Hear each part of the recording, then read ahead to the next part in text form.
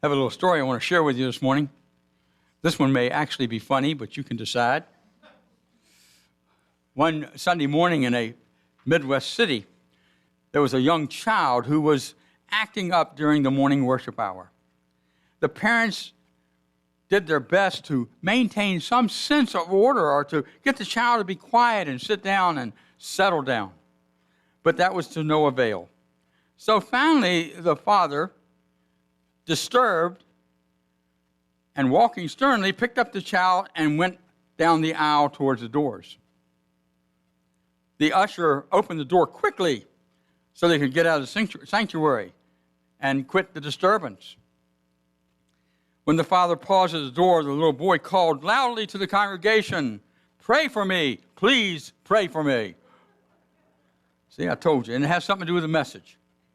So this morning I want to share with you the art and science of prayer. We're going to do a 3-week series on prayer. Certainly it's the time to be talking about it and using it and following the guidance that we have in regards to prayer. You know, most of us throughout our lives have prayed to God to fix the problem, or sometimes asking God to fix someone else, expecting but doubting that an answer would come from the Supreme Being. God, the superhuman, the God up there, out there, that we're not even attached to. And over time, what happened was that as we asked for a spiritual miracle to take place on our behalf, even though we rarely, if ever, received an answer, we prayed for the problem, and the problem, interest not, persisted. You see, what our bodies and minds were hearing is, "I have a problem, please fix me. Let me tell you, God, about my problem. Let me emphasize that I have a problem. Let you tell you about my woes." And as people did that, what happened was the body said, "Yes, I got a problem." And so there was no healing. There was no change. You see, when we received no answer, we turned our problem into a drama that we were willing to share with others. And the story goes on. Sometimes our divine 9/11 prayer worked. At other times, there was no answer, and we assumed the line was busy because God was just too busy doing other things, was not paying attention to me. Certainly, that's a limiting God when you look at it that way, but that was the answers many people concluded. Some people, even today, were brought up without even the idea of prayer because they were pretty convinced by their parents that prayer didn't work, that it was talking to some invisible force that wasn't really there and didn't care. And so people are now beginning to say, how do I incorporate in my life prayer? You see, the whole idea of prayer is so confusing that Webster had difficulty with the description of the word prayer. He said to beg for imploringly, meaning to beg someone to change its mind. And as we know, when we look at principle, God does not change its mind. God is constant. He also said that it's to beg, beseech, appeal, ask, request, solicit, supplicate, call on, exhort, and encourage or bid. In other words, please, please help me. And then when we really get discouraged in the past, we invoke and beg with tears, thinking that's going to have some kind of effect on what we call God. You see, as spiritual beings, meaning that we are created in the likeness of our Creator, we have the ability to change our lives by understanding the power of prayer. By realizing our divine nature, we begin to understand that nothing was left out of the realm of possibility, and that we have been created to manage, to image, to demonstrate and manifest life through a scientific understanding of effective and affirmative prayer. As we take ownership of our divine nature, we are able to use the power of our consciousness as we claim we are spiritual beings. Human beings are driven by the outer, by believing what they see. through collective consciousness, what Carl Jung talked about as error consciousness. As spiritual beings, we have the capacity, the ability to change our thinking, which in turn changes our consciousness. Now, most of you already know that. And so, there was, back in 500 BC, the philosopher Pythagoras. Most of you have probably heard of him.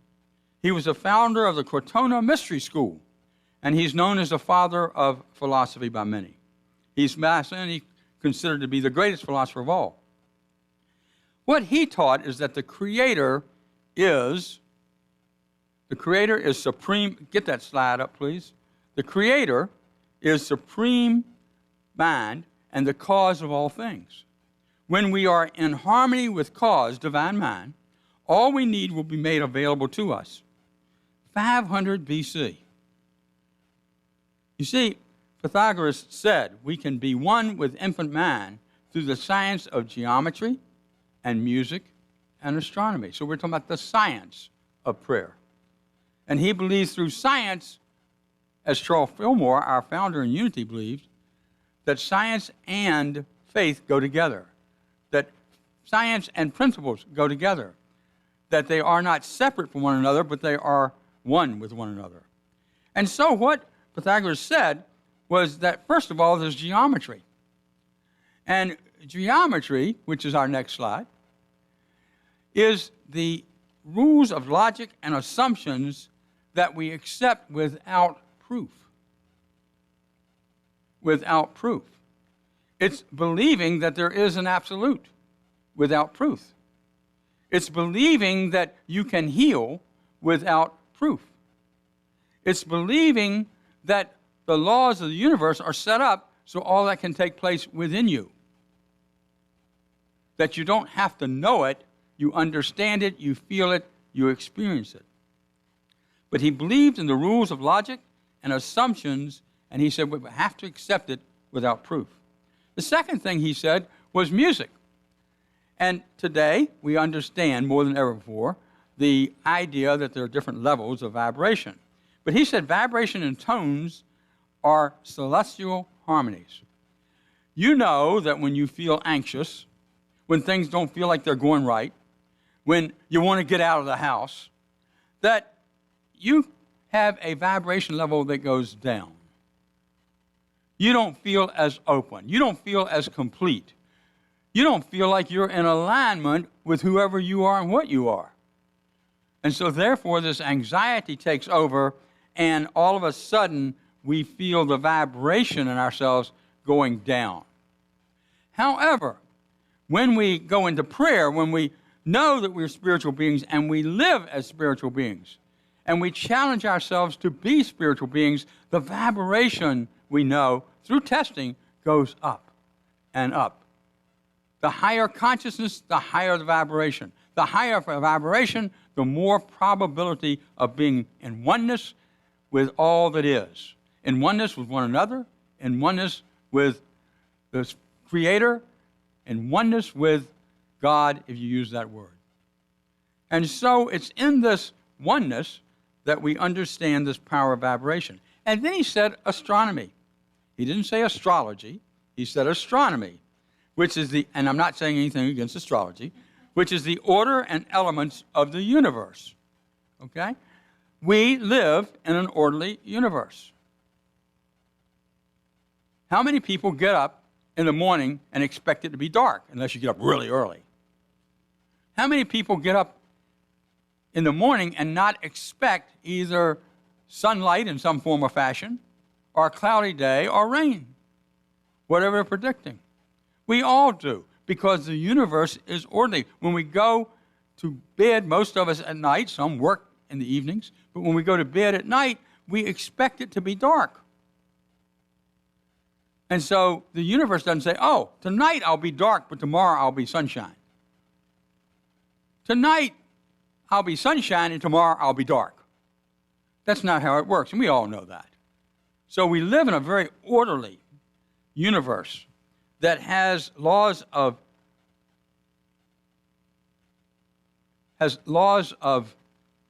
universal nature, of the universal nature. And those laws are principles. And they work. And they continue to work. The only time it appears that they're not working is when we are out of alignment with those universal laws. And that's when our vibration goes down. But when we're in alignment, vibration goes up. And so he said through geometry, music, and astronomy, we can find and understand God. The application of these three sciences allow us to live in the cosmic flow, he said.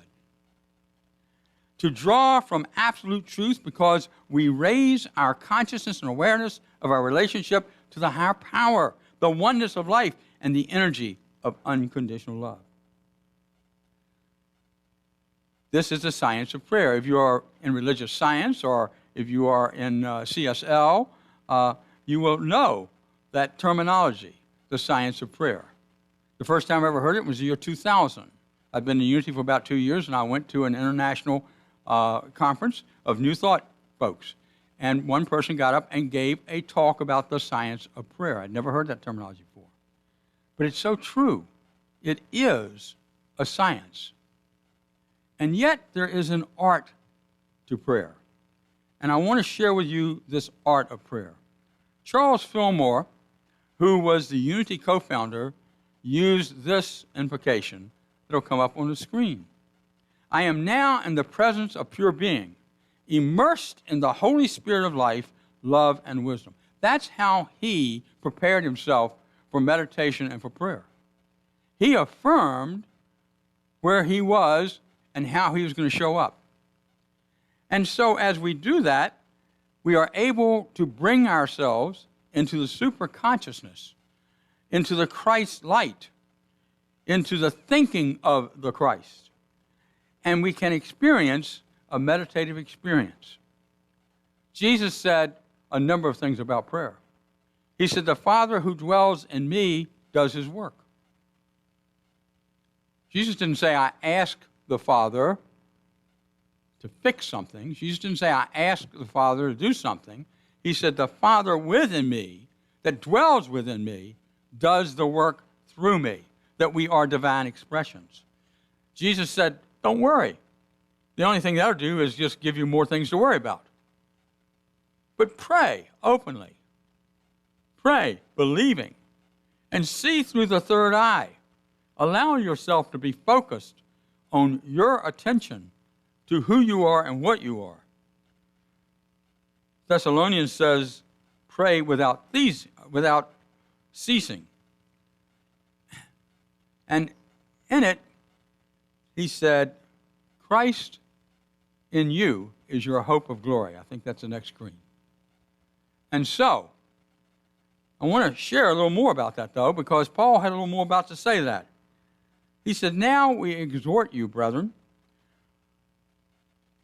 warn them that are unruly, comfort the feeble-minded, support the weak, be patient toward all people.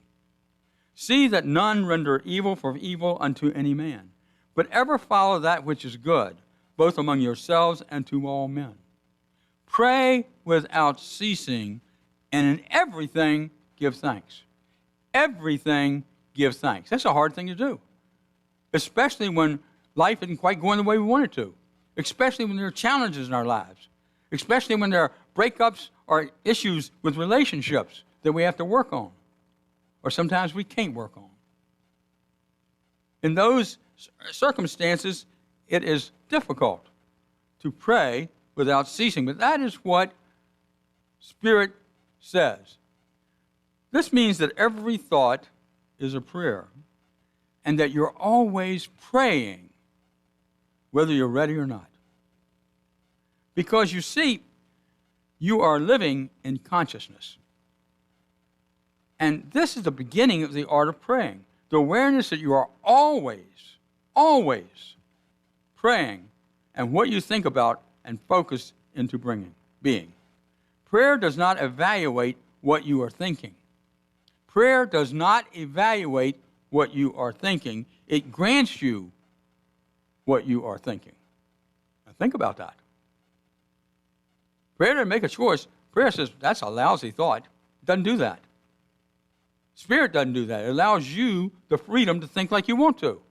And the more you think about something, the more it will come into being, no matter what it is. So pray without ceasing is a pretty serious thought. So remember that you are always praying through your thoughts. And then the question that comes to us, or should, is what is the preponderance of my thinking? And if I am in error thought, how do I change it? And the answer is to recognize the power that you are. The power within you. The power to change your life. The power to change your thinking. The power to make a difference in the world. The power to say yes to whatever your calling happens to be. To say yes to the needs of others. To say, yes, I am ready. I am ready. Here's what some of the scriptures say about this power. In the Bhagavad Gita, the true nature of the Lord Krishna, you are the knower, the known, and the state beyond knowing. All the universe is filled by you, O Lord of infinite forms. What does it mean, infinite forms? I think it means energy. That you and I, like the Krishna, can create energy or change energy, not create it. It's just part of who we are. That is infinite form. So many different ways things show up. The Quran says no vision can grasp him, but his grasp is over all vision. He is above all comprehension, yet he is acquainted with all things. That's a pretty great definition of spirit, of who and what we are, and what we're associated with, and what created us. And then, as I said, Christian scripture says, Christ in you, your hope of glory. And yes, the Christ in you brings about the hope of glorious things to come. It is the ability to fulfill our needs without even asking, but just affirming. It is the ability to get our thinking straight so we're in alignment with principle. It is the ability to have and represent the attitude and consciousness and beliefs that we carry into prayer. Frances W. Folks, many years ago, wrote a book called Effective Prayer. In it, she said, to pray truly, one must enter into God consciousness, must rise in mind to the plane of spirit. If the prayers we offer are full of requests for things, we are in the consciousness of materiality, and we are addressing our prayers to a false God that has no power to answer them. I think she put that pretty directly. And yet, there is nothing wrong with imaging, not asking for, but imaging something you want or need in your life. If you do it through the power of spirit, you see, you take out the material because you also say, whatever is my highest and best. And so it gives you room for thought, for growth, and to understand how we live in this human condition. I want to share a story with you about Linda Martella Whitsett. She wrote a book called Talking with God Without Talking to God. And Linda shares a story about what happened in her life. She was on the way to be a Unity minister. She was working in a church. She was working with a minister as associate minister, and she was on the way through the process of what they call field ministry. And then what happened was, in this process, several things all happened within about a 3 to 6 month period. First of all, her husband had a very well-paying job, and he lost his job and could not find another job quickly. So therefore, they had to sell their home immediately because they could not afford the mortgage. And she said, we were fortunate enough to be able to do that. but it didn't feel like we were fortunate. And then she was suspended as associate minister because the minister there left and she didn't have anybody to sponsor her. And so now she was out of the process that she was longing for and wanted to be part of. And then her son was shipped off to Iraq during Desert Storm. While he was in Iraq, he was a reconnaissance individual, a reconnaissance officer. And he rode around in a Jeep, not an armored vehicle. He was not protected. And just about every evening, he would be attacked in some form or fashion. It was a very, very dangerous spot to be in. And all Linda could think about was her son and how fearful she was that he might die, he might get hurt, he might not make it home. And so what happened is that someone offered as a gift to send her to a spiritual counselor. And so she went to talk to the spiritual counselor. And so she talked about her husband losing his job and how hard it was. She talked about how she had to give up this beautiful home, and she didn't understand why. She talked about being suspended as the associate minister, and what was that going to do to her life? Where was she going to do? What was she going to do? Where would she be? And she talked about her son in Iraq. In essence, what she did with that spiritual counseling session was say, poor me. Poor baby. I got all kinds of problems. I'm not getting answers, so what I want to do is share my drama with you. Well, what happened was this spiritual counselor slapped her across the face, not literally. And what slapped her was, he said, looking at her seriously, you don't really believe there's only one presence and one power, do you? You don't really believe you are divine and therefore are able to walk through the uncertainties you are encountering. You don't really believe your son is divine love, inseparable whether he's in Iraq or off the planet, do you? Her initial reaction was to get up and walk out. Certainly I believe those things, she said to herself. And then what she realized is she was not demonstrating those things. Instead, she was letting them demonstrate who she had become. And she'd gotten away from the principles and the understanding there's only one presence and one power in your life. And so what happened was she said to the counselor in a soft voice, thank you. She stopped crying, which she had been doing, and looked at him and said, I will change that immediately. And so what Linda did is she went back to positive prayer. She went back to affirmative prayer. She denied that any negative thoughts had power over her. She affirmed that God is working in her, through her, as her. She affirmed that divine mind had divine ideas expressing through her. And so every time something good happened, like she got enough money to pay the bills, she would give thanks. Like somebody would make a positive statement to her, she would say thanks. And she went into meditation and prayer and spent more time doing that. And what happened was she eventually went back into the field licensing program. They found a place for her. They came and found a place for her. She didn't have to ask them. Then she went to San Antonio as the spiritual leader and became the minister through that process. Today, she is in charge of Silent Unity. Unity's vast prayer process and prayer opportunity. Silent Unity, approximately 3 million people a year ask for prayer from Silent Unity. About 1 million on the phone and about 2 million people through emails, through text messages.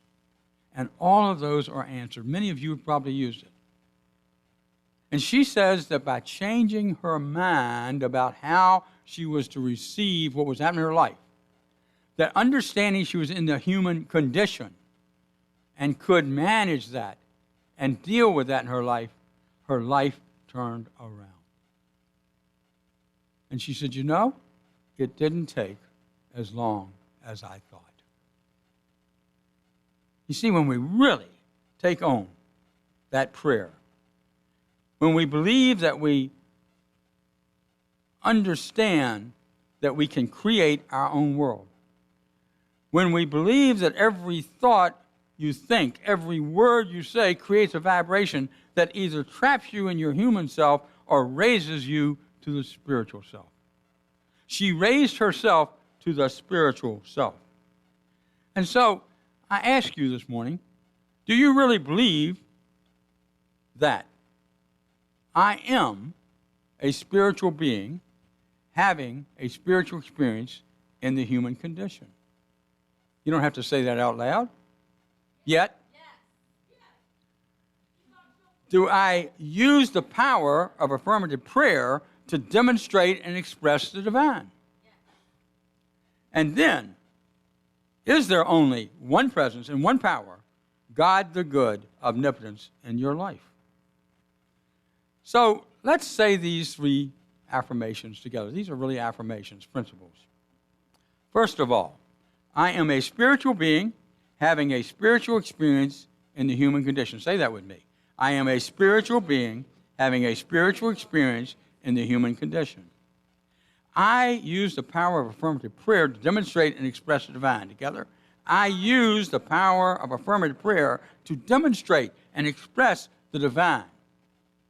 And you could say within me. And then, the first principle in unity.